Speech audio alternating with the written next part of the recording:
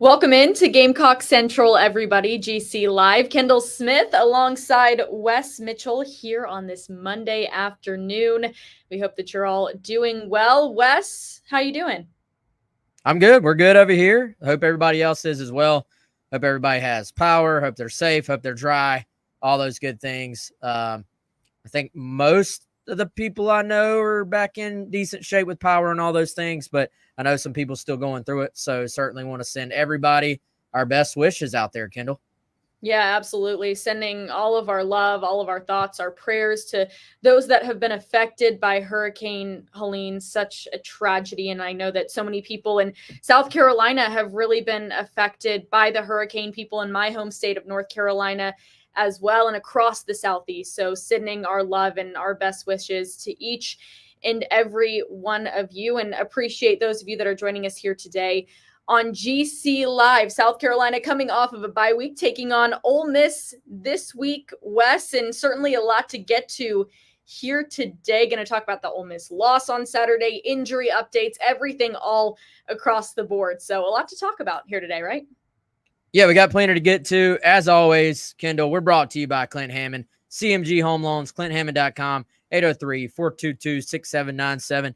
NMLS number 71597. Y'all know the spiel. If you're in the market for a new home, just give Clint a chance to earn your business. Obviously, we know most of you probably aren't in that process right now, but if you're thinking about diving into that process, hit up Clint. Huge Gamecock fan, huge supporter of our show. Best of all, great dude and great mortgage guy as well. So hit up Clint, again, ClintHammond.com for more information. And Kendall, yeah, Ole Miss, I'll be honest, I thought Kentucky maybe could give us a little bit more to talk about in terms of like going into that game. I was like, this will at least give us a little more information on Ole Miss. Did not think Kentucky would go in there and actually win the game. I even thought Ole Miss was probably going to cover.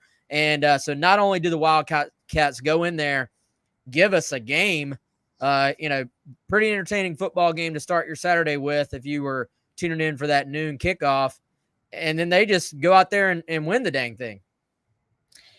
I mean, I think the number one question, Wes, that is coming to people's mind is what is going on? South Carolina beats Kentucky. Kentucky almost beats Georgia, and then Kentucky beats Ole Miss. So did Kentucky have an off day with South Carolina? Is South Carolina that good? Is Ole Miss not as good as people think that they are? Like, I think there's a million different ways that people's heads are going at this point in time, kind of trying to figure out this Rubik's Cube of what's gone on in the college football world. So what would you chalk it up to, Wes? Yeah, I think, as always, it's a combination of things, Kendall. But to me, the biggest couple of things, I think Ole Miss maybe got a little ahead of themselves and maybe reading their press clippings and just obviously there are high expectations for that team, and they had not been tested. Now, you can not be tested and still be a really, really good football team. And so I think Kentucky did a really good job of just putting themselves in a position to win that game. Now, they got some breaks late. You would say, the game-winning touchdown, they actually fumbled the ball, and it shoots right into their players' hands. So they got some breaks in the game, but I think you got to give them credit for putting themselves in a position to where those breaks would even matter. And so I do think Ole Miss is still a good football team, but I think they've got question marks. I think their offensive line, has been exposed a little bit playing Kentucky's defensive front. And I also think, and I think, Kendall, the analytics, like all the numbers and stuff that people look into, I think you're going to slowly see them. You're already seeing it. I think they're going to slowly get a little bit higher on this South Carolina football team because I think you look at what Kentucky has done so far, and you would probably say there's growing evidence that South Carolina has a pretty good football team in their own right. Like, we will see what that means. Obviously, these next 3 games or before you have the second bye week, they're going to be key, right? Like, you've got Ole Miss coming to your town. You've got Alabama. You've got Oklahoma. Those are 3 huge games for South Carolina. I think Ole Miss still a tough opponent, but we've seen evidence that they're beatable. We've seen evidence that maybe South Carolina is a little bit better than people thought. That Old Dominion game, to me, there's more and more evidence that maybe the South Carolina win over Old Dominion was a little bit of the outlier of the bunch based on what we've seen in the other games. But yeah, Kentucky, I'm starting to think Carolina fans should actually be pretty proud of what Carolina's offense did against that Kentucky defense, because we know this has not been a world-beating Gamecock offense yet. But you look at the fact that was Lenora Sellers' first career road start, first SEC start. We know he kind of struggled in week one. So to bounce back, then he's hurt for a good portion of the second quarter in that game. Carolina goes out, scores 24 points on offense, 31 points total when you add the pick six from Nick Eamon-Worry. And, that win is looking better and better, not just for the team, but the way they move the ball in Kentucky is looking better and better, because Georgia struggled to move the ball on them. And obviously Ole Miss, which we thought was arguably one of the best offenses in the country, maybe still is, really struggled to move the ball against them too.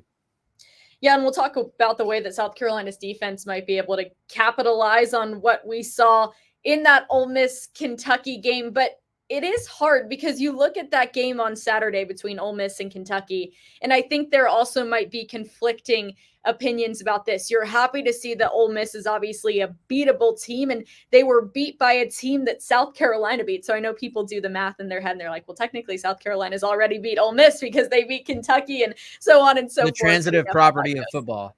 Exactly, the transitive property of football in full effect as we head into this weekend. But you also might look at it from the perspective of Ole Miss lost to Kentucky. They are coming into South Carolina hot. They're going to be mad. They want redemption.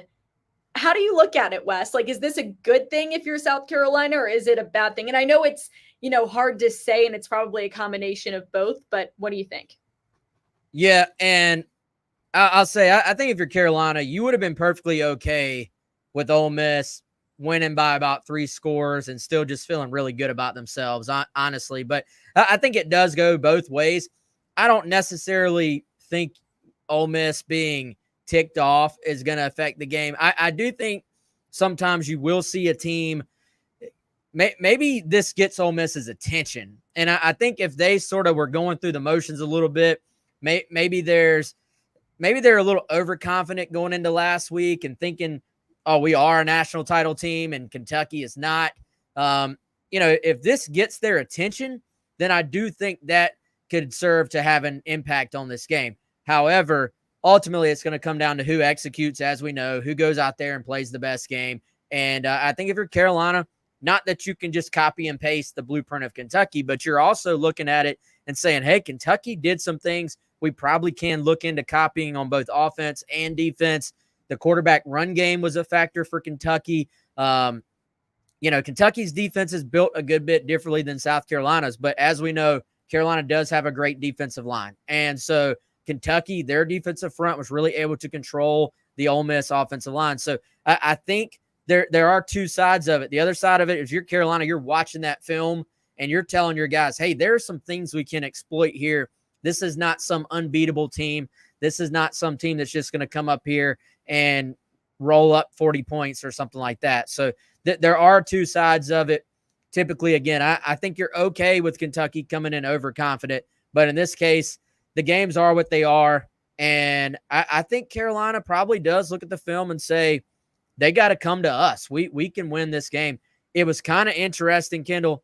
I even felt like after the loss to LSU, it almost felt like, yeah, Carolina was pissed off about the loss, but there was almost a sense of, but we can play with anyone. And so I wonder in a weird sense if Carolina is not a more confident team after that game as well. And, certainly getting back potentially Lenora Sellers will be a big factor in this as well.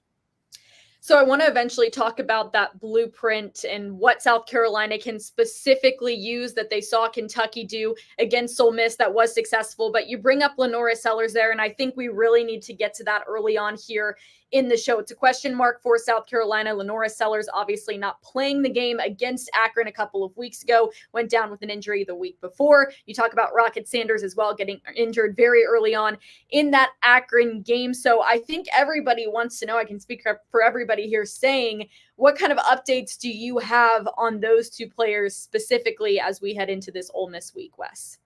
Yeah, and so first of all, we will get a official update on Wednesday night when they do the SEC player availability report. I imagine even with that, we might still get some type of update from Shane Beamer on Tuesday. Typically, when it's been an SEC week, he is kind of deferred to that availability report. But when you have guys that are as high profile as Lenoris and Rocket, and let's throw Jared Brown in there as well, the wide receiver. He missed last week.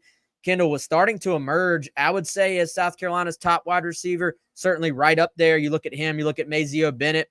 Those have kind of been the top two guys so far. And so you have essentially you're waiting on injury reports on QB1, RB1, and wide receiver 1 or 2 or so. And so that has quickly become a factor in everything. I do not have an update on Rocket.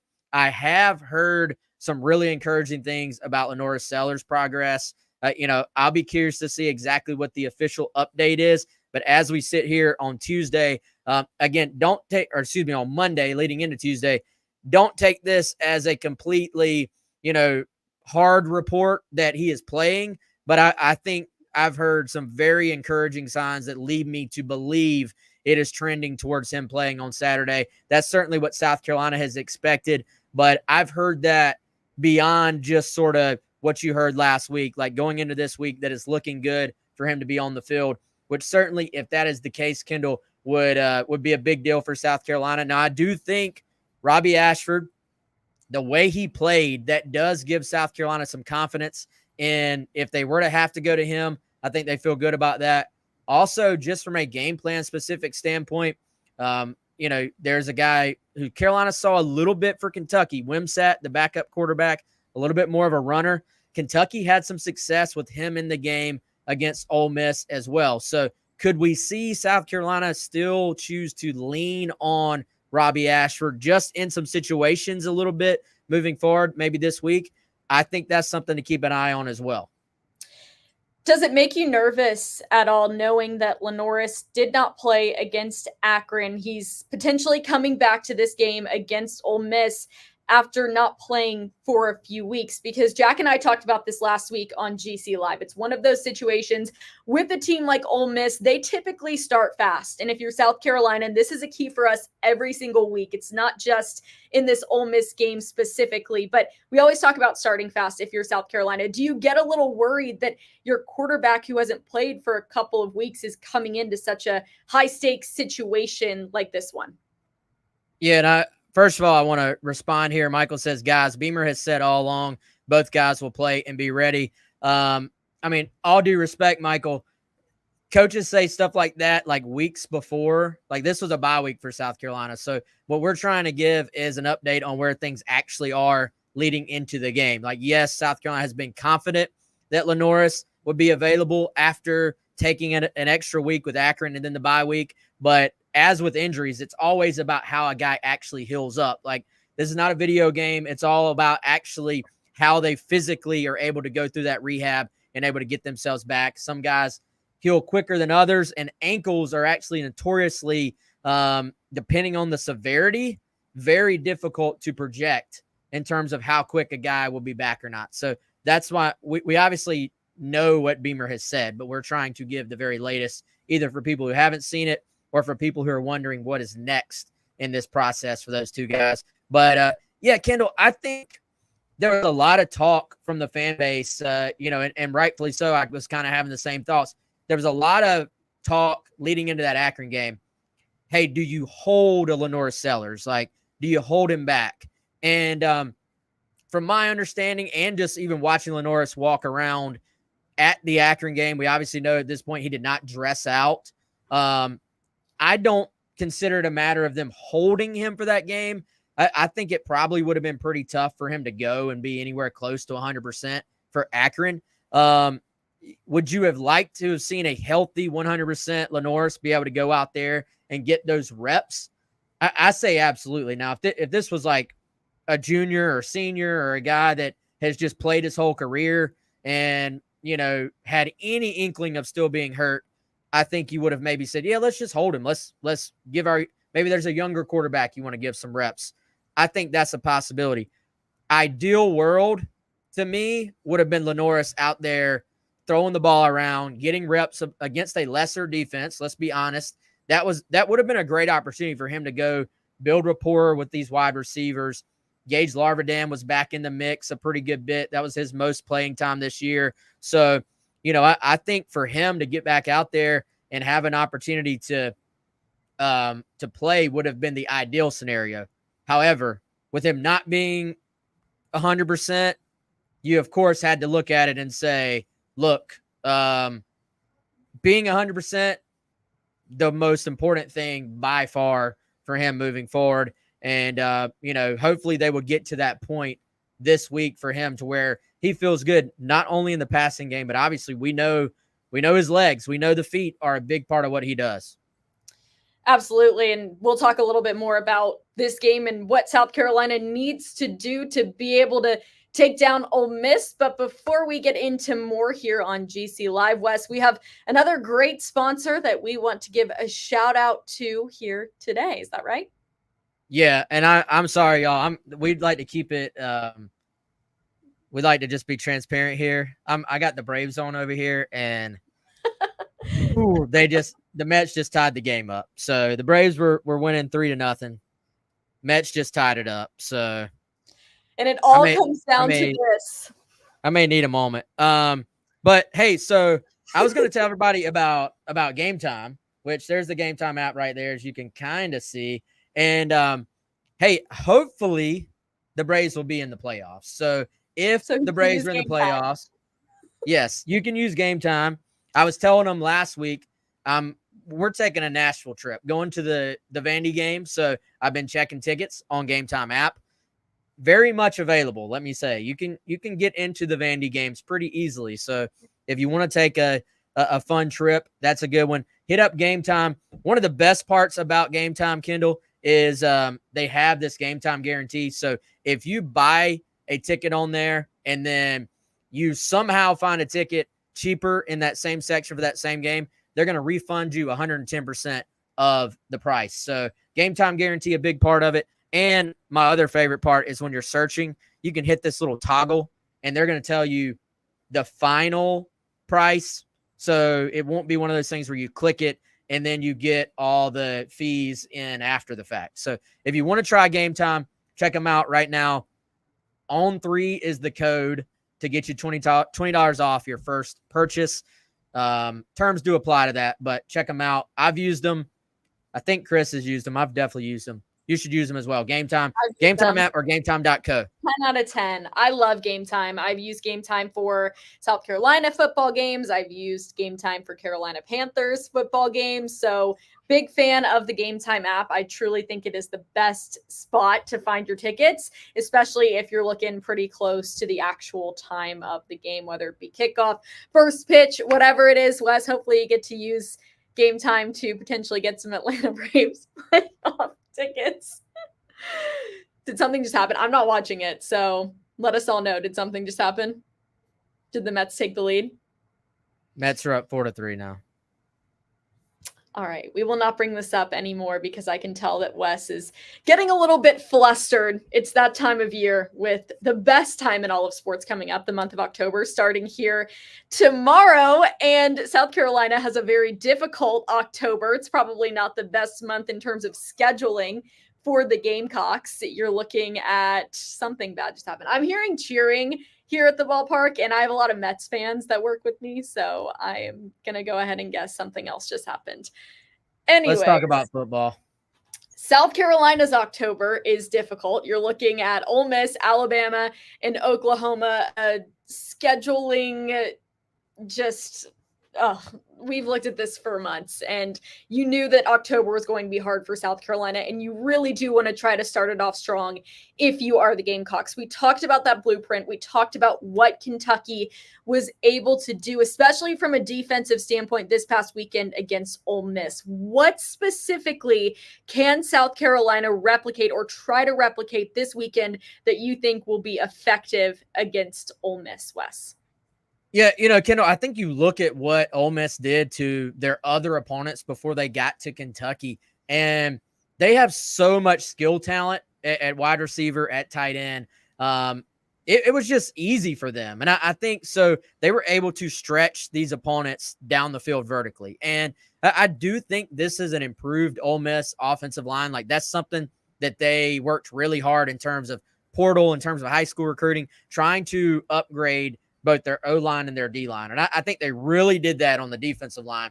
O-line has been improved, but they, for one, have had injuries. And for two, like we talked about earlier in general, you were doing it against opponents that you just weren't quite sure they were being tested yet. Well, against those opponents, there was very little pressure on Jackson Dart. So when you have the skill talent that they have, all those routes, they start getting deeper and deeper and deeper down the field. And you have a guy like Dart who can throw the deep ball. So you look at when a lot of teams try to play zone defense, and this is what Kentucky did. They're trying to keep everything in front. Well, if you try to play zone defense, like I watched the Furman game, they're trying to play zone defense. They're trying to keep everything in front. Well, if the quarterback has all day, then the amount of field space that zone has to cover just gets bigger and bigger. So then the openings, the holes in it get bigger and bigger. So at that point, it's just pitch and catch for them, honestly. So Kentucky, I feel like, brought them back down to having to play actual football. It was like video game football there for a while. So if you're South Carolina, they don't necessarily play the same style of defense as Kentucky, but we do know they have a great defensive front. I would say Kentucky's defensive line is built to be a little bit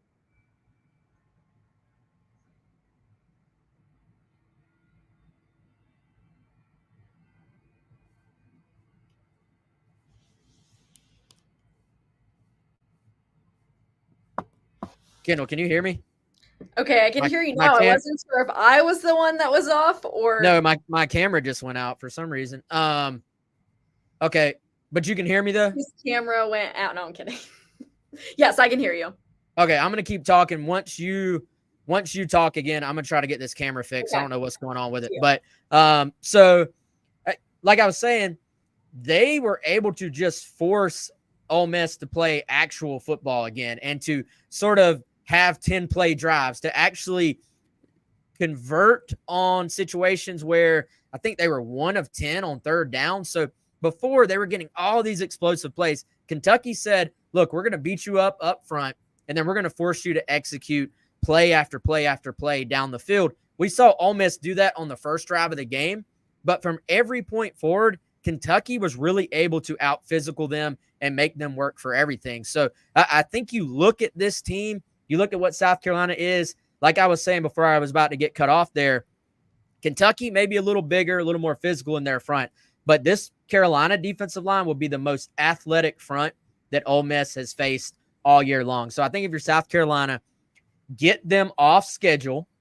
That's put them in second and long, put them in third and long. You do that by creating negative plays. Will you maybe give up some explosives in your own right?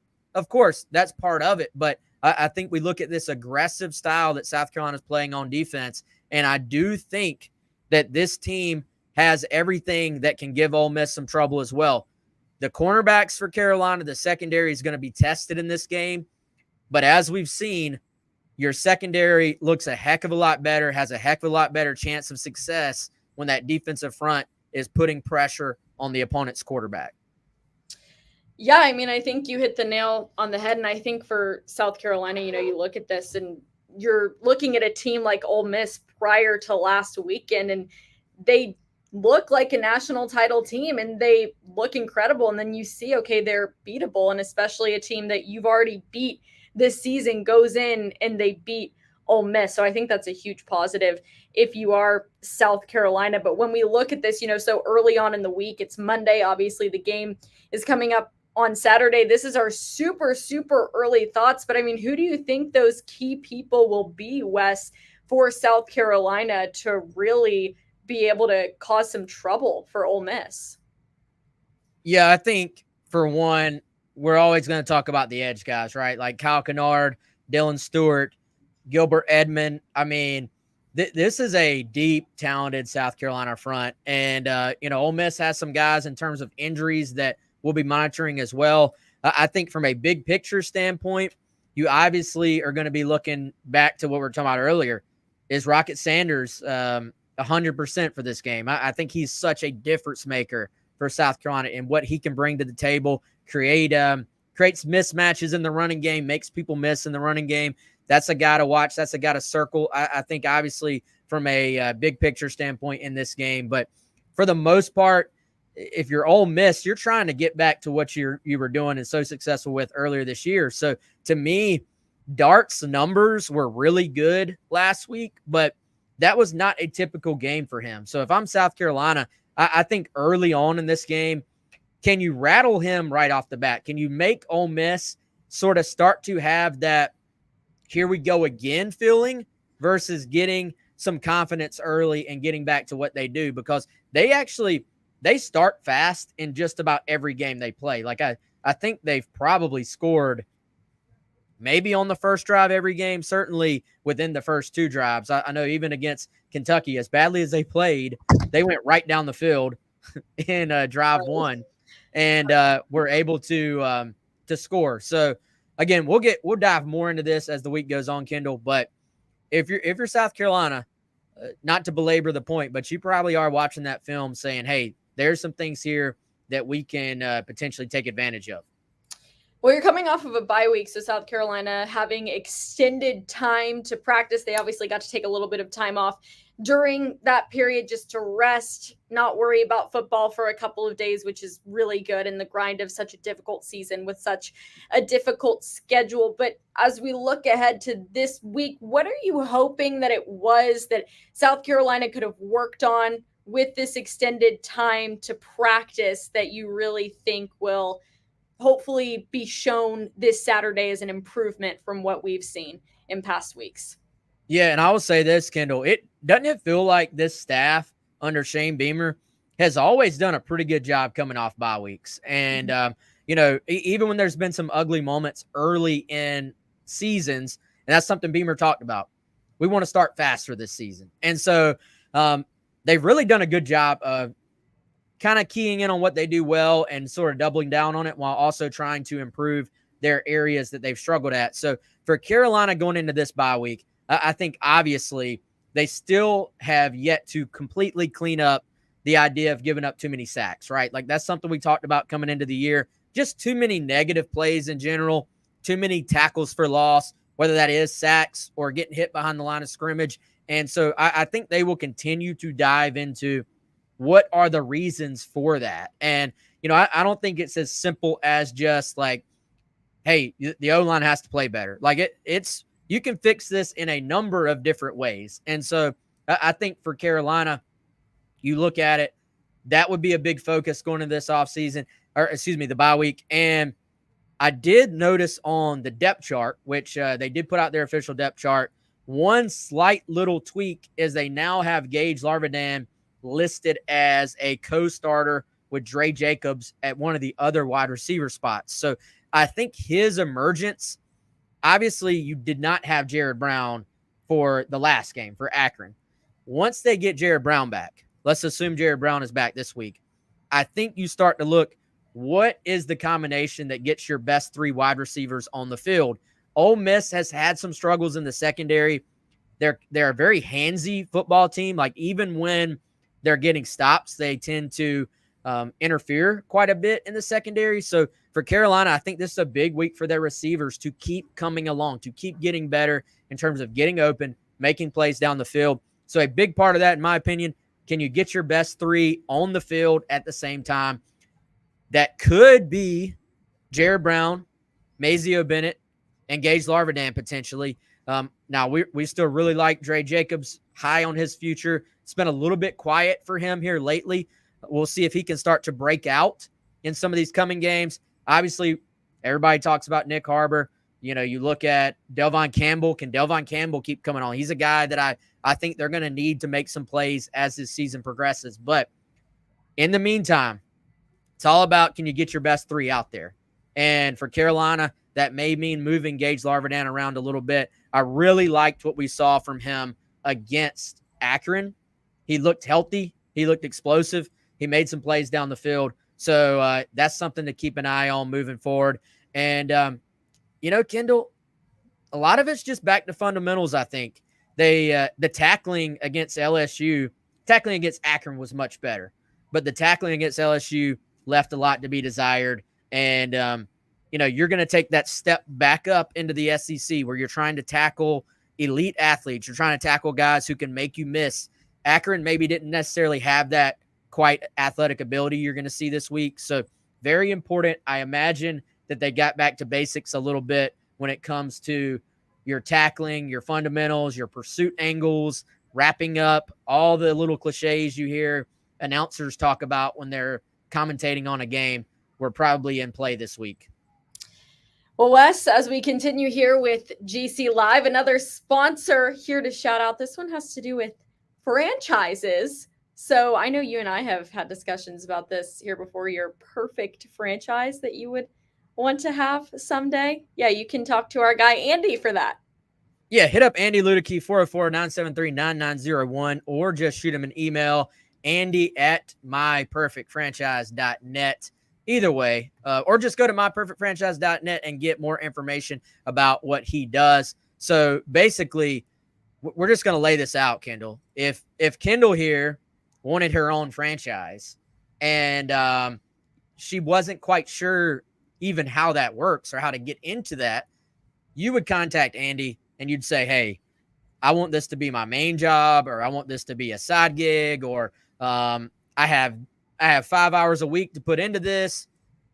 What can you get me started with? And he'd say, well, how much money do you have to put into this? He's just going to take your information, and then he is going to match you up with a franchise that is looking for people like you, Kendall, that have those similar parameters. And so the best part about it is when these franchise finders do this, the franchises generally will give them a finder's fee. So you, Kendall, or whoever's calling him are not paying anything for the services. So also with Andy, he is a franchise owner himself, so he knows what it's like. He's been through it, owns several franchises, and can just help walk you through that and be someone who can be there for you every step of the way. So again, hit up Andy. I've had a chance to talk to him on the phone and over Zoom several times. Great dude. 404-973-9901. You have me watching this game now. I have it going on my phone as I am also talking on GC Live as well. Bottom of the 8th inning, 1 out, runner on first. Mets lead 6-3. You realize this was 3-0. This was 3-0. I know. I saw. Yeah, as we got on GC Live, it was 3-0. And now you're looking at a 6-3 lead for the New York Mets. Wes is dialed in to that TV. Hey, it's okay. If the Braves don't make it to the playoffs, you still have lots of South Carolina football to look forward to this year, and a big game to look forward to this weekend. 3:30 kickoff between South Carolina and Ole Miss. I feel like we've talked about it a lot. I see we're getting some questions in the comments about Sellers and Rocket. We did talk about them a little bit earlier on in the show, so definitely be sure to check that out. Check us out, GamecockCentral.com, and on social media at Gamecock Central. We are just getting started right now with talking about the game this weekend. We'll have plenty more to talk about throughout the week. But Wes, I think we hit on a lot of our big keys. What else is on your mind early this week as we get ready for this game? I don't know if I have anything right now, Kendall. Hey, I'll tell you what I want to talk about. Do y'all agree with the little percentages that ESPN puts up? Like, they've gone very heavy into this thing of like, oh, this team has a 88% chance to win, and I don't like. I feel like those percentages just shift like crazy. I don't know. I'm sure there's a mathematical reason, Kendall. You know what this is called? I'm on tilt right now. So in poker, when you're on tilt, you're just you're upset. You're not thinking correctly. I think I'm there. But tell you what, let's take some questions too. XO says we're going to talk some Gamecock baseball this week. I think so will you and Jack probably have a Wednesday show? Yes, we will have a Wednesday show, and I know that Jack was at the presser earlier today for Gamecock baseball, so we will certainly talk some Gamecock baseball this week. Lots to be discussed there. Fall ball is exciting for South Carolina. And I know that, with so many changes in the program, Jack will definitely be able to give us a great update. So stay tuned for that Wednesday GC Live, because I think we'll definitely touch on it there. And then I know Jack will probably have some articles coming out this week on Gamecock Central to talk a little bit more Gamecock baseball. I feel like baseball just ended for me. And I'm like, we're already back into baseball. Well, it literally did just end for you, Kendall. But so yeah, Jack will probably have that and maybe some men's basketball talk. I know men and women have just started practice. That'll actually be here before we know it as well. And there's a good question. Action Jackson wants to know, do we have a chance at Jared Curtis? And so Jared Curtis, for those who don't know, one of the top quarterbacks in the 2026 class, 4-star, 5-star guy, like way up there in the rankings, currently committed to Georgia. He was in town for the LSU game for South Carolina. So I would put that Jackson in that category we talk about sometimes of going to be tough to pull him from Georgia, but there's enough there that we're tracking it. Like, this is not a situation where he just wanted to take in a game. Like, there is some real interest from everything we've heard. And, a guy that we are tracking from kind of this moment forward. He spoke very highly of Dow Loggins. They have a good relationship. Obviously, Georgia is Georgia, but I think what South Carolina is pushing is that, hey, this is someone who, hey, you can come in, you can be like next in line at quarterback. Like, you can be the guy here, and we'll build this 2026 class around you. And so, I think that is something to at least keep an eye on. And clearly, quarterback recruiting, obviously one of the most important positions out there. If you have a quarterback, you have a chance. So I think he's one to, I wouldn't say start dreaming about the possibility yet, but at least keep an eye on him moving forward. And speaking of recruiting, Wes and I will have a recruiting rundown coming at you a little bit later this week. We'll talk about the weekend, who is expected to come and visit South Carolina this weekend. You have to imagine this is going to be a really, really big one if you're the Gamecocks. I feel like we say that every single home game, but really this one in particular, we did definitely put an asterisk by the LSU game as well. But I think this one will have a lot of familiar faces and names that you have heard, and guys that South Carolina is really, really trying to convince to come and play football in Columbia. So recruiting rundown coming your way a little bit later on in the week. And I know we always look forward to that one, Wes. Yeah, we do. We'll have a lot to talk about this week, Kendall. I'm hoping by the time we hop on there, we have a little bit better idea of some of the names. You have to check out Gamecock Central. There's an official visitor already locked in for this weekend, offensive lineman, as Travis mentioned there in the chat. I've not watched this film yet, Travis, but I'll get on that, man. I'll reply to you there on the Insiders Forum. But the potential for another big weekend, like you said, Kendall, most of them around there are pretty big, but when you have these big SEC atmospheres, always a chance for your team to sort of put their best foot forward, see what they're all about. Even with the LSU loss, like, that's something people sometimes overlook. You don't necessarily have to win a game to grab the attention of recruits. And so there were some national stories. Steve Wiltfong, he does a great job. He did a really nice national story with recruits talking about the LSU game. The number of fans from opponents who were sitting there responding, talking about, but they lost the game. I'm like, well, that's really not what recruits are always looking for.